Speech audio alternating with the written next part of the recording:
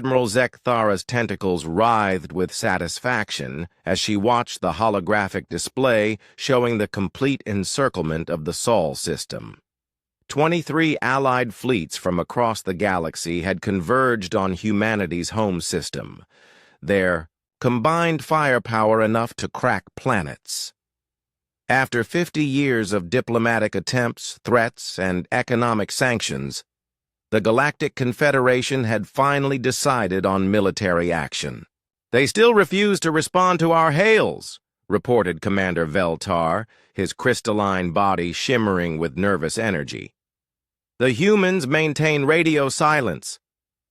Zekthara's primary eye focused on the blue-green world that had spawned the most stubborn species the galaxy had ever encountered.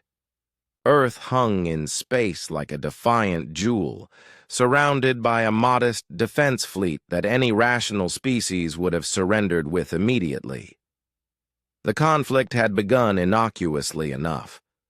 When humanity had achieved faster-than-light travel and made first contact, the Galactic Confederation had welcomed them with the standard integration protocols.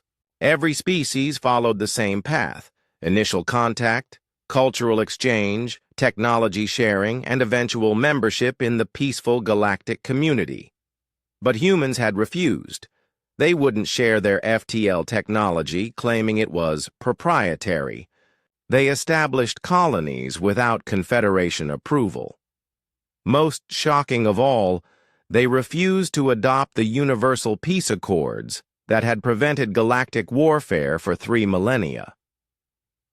"Negotiation is for those who have something to lose," had been the response from the human ambassador when offered a seat on the Confederation Council. "We prefer to make our own way." Now, as Zekthara prepared to deliver the final ultimatum, she wondered what could drive a species to such reckless independence.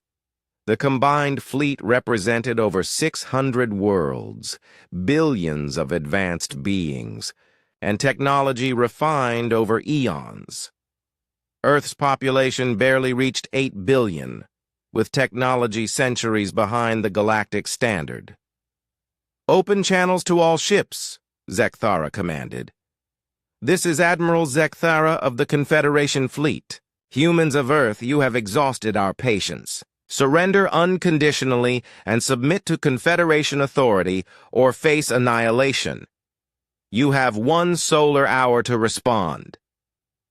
The hour passed in tense silence. No response came from Earth. "Admiral," Veltar's voice carried confusion. "We're detecting something unusual. The humans are laughing?" "Laughing?" Zekthara's tentacles stiffened. "Scan for weapons. Are they activating planetary defenses?" "Negative, Admiral. But we're picking up widespread communications across their planet. The emotional resonance suggests amusement." Before Zekthara could respond, a transmission crackled through the comm systems of every ship in the fleet. A human appeared, on screen. Elderly, wearing simple clothes, with graying hair and eyes that sparkled with what could only be described as mischief. "Hello there," the human said casually, as if greeting neighbors over a fence. "I'm Dr. Sarah Chen, and I speak for Earth today. Thank you for the ultimatum. Very dramatic. We've decided on our response." Zekthara leaned forward. "Finally, surrender." "Our answer is no," Dr. Chen continued cheerfully. "But we appreciate you all gathering here. It saves us considerable time and fuel." "Time and fuel for what?" Zekthara demanded. Dr. Chen smiled. "For the demonstration, of course.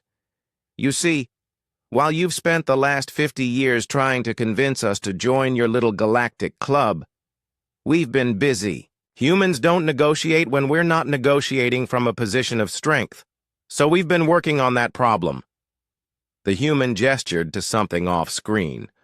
"Computer, initiate Project Prometheus." Space around Earth began to shimmer. Then, impossibly, stars began winking out. "What?" Zekthara began, but her words died as her sensors provided impossible readings. The stars weren't disappearing. They were being eclipsed by something vast approaching at incredible speed. "Allow me to introduce the Solar Confederation Navy," Dr. Chen said pleasantly. "While you were building your coalition, we were building our fleet. Turns out, when you don't waste time on committees and bureaucracy, you can accomplish quite a lot in 50 years. The shimmer resolved into ships, thousands upon thousands of vessels emerging from what could only be described as folded space. They dwarfed anything in the Confederation fleet, their sleek designs radiating power that made the combined alien armada look like children's toys. "How?" Veltar whispered. Dr. Chen heard him somehow. "Ah, good question. You see, we humans have this quirk.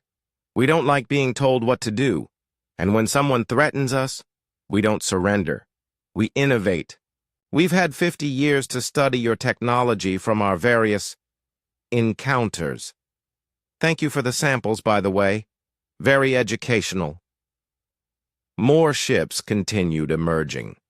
The alien fleet, which had seemed overwhelming moments before, was now outnumbered, 10-1.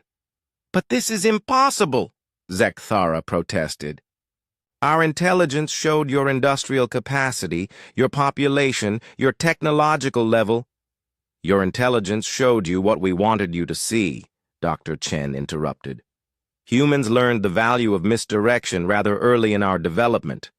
While you watched our primitive Earth, we were building our real infrastructure in systems you've never even detected.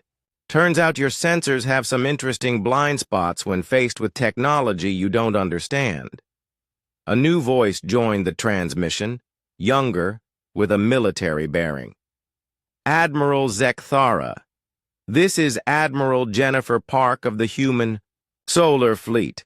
You are trespassing in sovereign human space with hostile intent. You have 30 seconds to begin withdrawal, or we will consider this an act of war."